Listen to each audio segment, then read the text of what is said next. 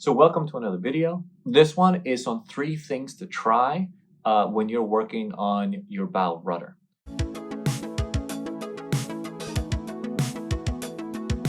I recorded this a while ago, and sadly when I did it, my microphone and secondary camera that I usually use to catch different angles and things like that, it lost the data, but I liked what I said in it, so I wanted to still share it. And as with all these other 3 things to try, there's plenty of really amazing videos on how to learn to do a bow rudder, and I highly recommend with a lot of these is learning them in person from an instructor, a coach, a friend.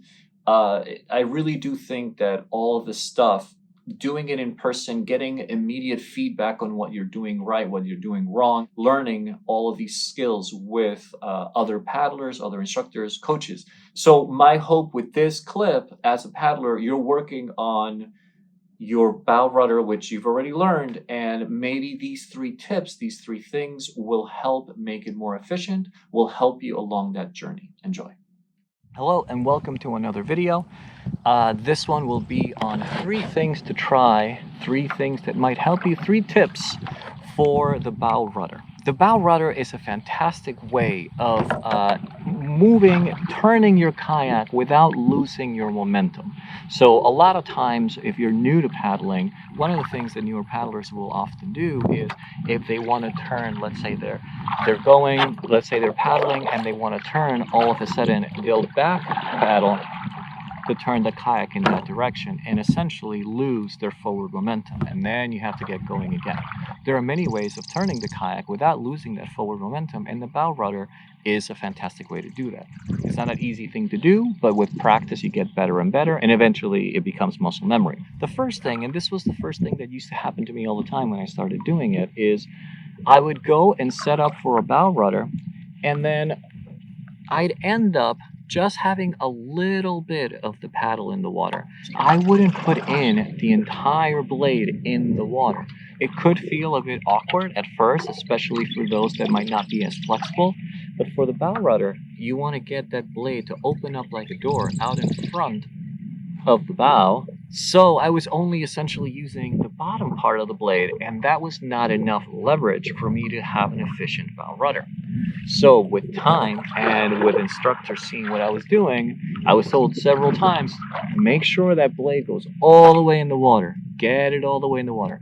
Whether that is leaning forward more, whether it's bringing it down more, whatever you can do to get the entire blade in the water, that will make your turn a lot more efficient. The second thing to think about is that top hand. As you bring it over, is it somewhere comfortable that you can keep it so that it gives you a good angle to bring the entire blade in the water. If you bring the hand too high and the blade is too close to your hips, you're not really doing much. But if you bring that top hand down close to your shoulder if you can, and then stretch forward, that'll get you to get the blade all the way out in front, and that'll get you more leverage as you try to turn the kayak. And now the third thing to think about, this one goes back to the idea of unlocking that stern and how when we edge, we're able to move and turn our kayak more efficiently. So for the bow rudder, what you want to do is edge away from the blade. So here in this case, I'm trying to turn right. So by edging away from the blade, I am allowing for that stern to come out of the water a little bit and then spread that peanut butter and jelly as the kayak comes in and through the turn. All right, so I'm going to give it a try. I'm going to get some speed. And when I'm ready, I'm going to try to have the blade all the way in the water. That top hand as close to that shoulder or in a good place as I can to have good extension and blade fully immersed in the water. And the third thing, I'm going to edge away from the blade so it allows the stern to skip along the surface of the water and allow me to turn in the direction I want to go. So here we go. For the bow rudder, you need momentum because you're correcting your direction. Edge away and in. And there we go. Turn it. Let's try it again. Let's get some speed. Blade fully immersed. Top hand near the shoulder. edging away from the blade. All those three things should allow us to turn into this little spot up ahead. Okay?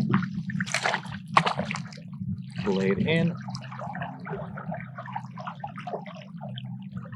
And as an extra, I love then bringing that bow rudder into a forward stroke on that same side. If there's anything you'd like to add, any other tips you'd like to share that work for you, in a lot of these, your body type and your flexibility will also come into play, as well as the type of kayak you're using and the type of paddle. All these things come into play, but overall, a bow rudder is super useful, and generally these 3 tips should help make your bow rudder a little more efficient. So if there's anything you want to add, any questions, any tips that have worked for you in the past, please do comment below. Subscribe if you'd like. I'm always trying to put these videos out. And as always, with Kayak Hipster, thank you for watching. See you next time.